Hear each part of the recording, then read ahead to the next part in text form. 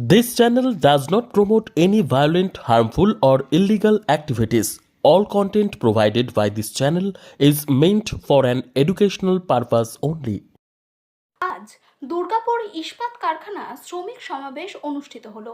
উপস্থিত ছিলেন আইএনটিটিইউসি রাজ্য সভাপতি ঋতব্রত বন্দ্যোপাধ্যায়, রাজ্য কমিটির সদস্য প্রভাব চ্যাটার্জি, আইন ও শ্রম মন্ত্রী মলয় ঘটক, পঞ্চায়েত মন্ত্রী প্রদীপ মজুমদার, পশ্চিম বর্ধমান জেলা আইএনটিটিইউসি সভাপতি অভিজিৎ ঘটক, ডিএসপি আইএনটিটিইউসি সহসভাপতি দীপঙ্কর লাহা, কার্যকরী সদস্য আকবর আলী, নফিজুল হক।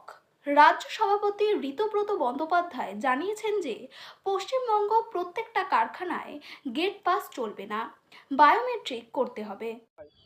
তার দায়ও আমি নিতে পারবো না, দায়িত্বও নিতে পারবো না, সরকারও দেবে না। তার ব্যাপার। গভর্নমেন্ট একটা প্রক্রিয়া চালু করছে, একটা এবং প্রক্রিয়ার যে প্রসেসিংটা এতটাই স্বচ্ছ, র্যান্ডামাইজেশন, ইন্টারভিউতে নাম পর্যন্ত দেখার সুযোগ নেই। যে যখন ইন্টারভিউ দিতে যাচ্ছেন, যিনি এমপ্লয়ার তিনি তার নাম যখন পৌঁছাচ্ছেন কোর্ট ডকেট পাচ্ছেন, আপনার সেটা প্রশাসন দেখিয়ে, তার বিরুদ্ধে কেউ যদি বিক্ষোভ দেখিয়ে থাকে, তার দায়িত্ব কোনোটাই আমরা নেবো না।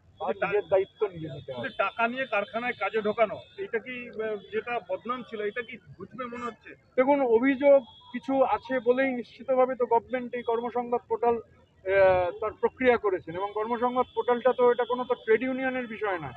গভর্নমেন্ট অফ ওয়েস্ট বেঙ্গল ইতিমধ্যেই বিভিন্ন জায়গায় কর্মসংবাদ পোর্টাল চালু করেছেন, পশ্চিম বর্ধমান তার আওতাভুক্ত। ব্যক্তিগত কোনো সমস্যা নেই। তো আমরা আবার দেখা করে অ্যাপয়েন্টমেন্ট চেয়ে প্রসেসটা স্পিড আপ হওয়ার অনুরোধ জানাবো। কারখানায় কারখানায় রিক্রুটমেন্ট নিয়ে এখনো বন্ধে তৃণমূল কর্মীরা। দেখুন, গভর্নমেন্টের নোটিফিকেশন হয়েছে, আমি তো প্রশাসনের লোক নই। কর্মসংবাদ পোর্টাল ইতিমধ্যেই পূর্ব মেদিনীপুরে 1 বছরের বেশি সময় ধরে চলছে। গত 8 তারিখ পশ্চিম মেদিনীপুরে উদ্বোধন হলো। পশ্চিম বর্ধমানেও গভর্নমেন্ট নোটিফিকেশন হয়ে গেছে কর্মসংবাদ পোর্টালে, যা নিয়োগ হবে আনস্কিল সব কর্মসংবাদ পোর্টালে ছুতে হবে। গভর্নমেন্টের প্রক্রিয়া গত 1 বছরের ওপর ধরে যে প্রক্রিয়া চলছে 1:10, এটা আপনারা ডিএম যেহেতু গোটাটা চেয়ারম্যান, আপনারা ডিএম এর সঙ্গে দেখা করলে তিনি আরো ক্লিয়ারলি আপনাদের প্রেজেন্টেশন, যে পাওয়ার পয়েন্ট প্রেজেন্টেশন আছে, সেটা আমার আপনারা হয়তো দুর্গাপুরের সাংবাদিকরা ছিলেন না, যেহেতু আসানসোলে হয়েছিল সেদিন সংবাদ মাধ্যমে গোটাটা প্রেজেন্টেশন দেওয়া হয়েছে, এবং পরের দিন সমস্ত সংবাদ মাধ্যমে এই জেলায় গোটা বিষয়টা খবর বেরিয়েছিল। তবু আপনারা প্রশাসনের কাছে যোগাযোগ করলে প্রশাসন আবার এটা দেখিয়ে দেবে।